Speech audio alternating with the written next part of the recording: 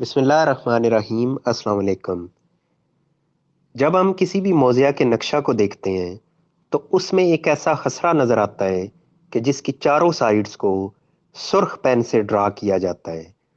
اسے خسرہ آبادی کہتے ہیں۔ اسے لال لکیر بھی کہا جاتا ہے اور آبادی دہ بھی کہا جاتا ہے۔ زمینوں کا جب ریکارڈ مرتب کیا گیا لینڈ ریونیو ایکٹ کے تحت، اس وقت کسی بھی گاؤں یا موضع کے جس ایریا میں وہاں کے مقامی لوگوں نے اپنی رہائش کے لیے گھر تعمیر کر رکھے تھے اور مویشی وغیرہ رکھنے کے لیے جگہ تیار کر رکھی تھی، اسے ایک الگ خسرہ کی شکل دے دی گئی اور اسے خسرہ آبادی کہا گیا۔ ساتھ میں قانون میں یہ لکھ دیا گیا کہ اس خسرہ کے ساتھ محکمہ مال کا کوئی تعلق نہیں ہے۔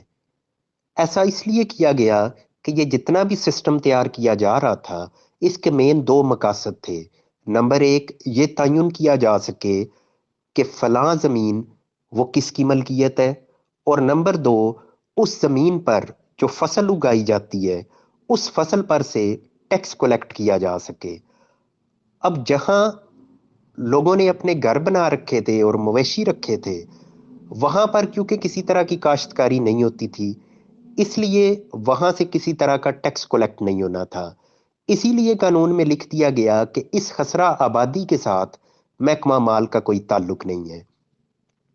یہی وجہ ہے کہ آج اگر اس آبادی کے اندر جو مکانات بنے ہیں ان میں سے کسی مکان کی ملکیت کا ثبوت چاہیے ہو، تو لوگ اگر پٹواری کے پاس جائیں تو وہ آگے سے انکار کر دیتے ہیں اور وہ بتاتے ہیں کہ اس کا کوئی ریکارڈ ہمارے پاس نہیں ہے۔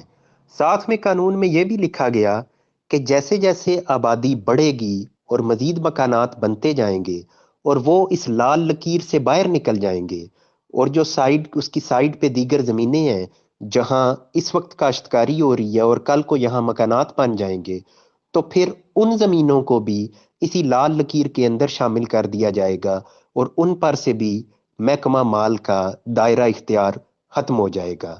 لیکن وقت کے ساتھ ساتھ وہ آبادی بڑھتی گئی، مکان بڑھتے گئے، لیکن یہ دائرہ اختیار جو ہے وہ ان زمینوں پر سے آج بھی ختم نہیں ہوا۔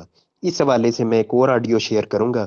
فی الحال یہ مختصر سا تعارف کہ لال لکیر سے کیا مراد ہے اور خسرہ آبادی کیا ہوتا ہے۔ بہت شکریہ۔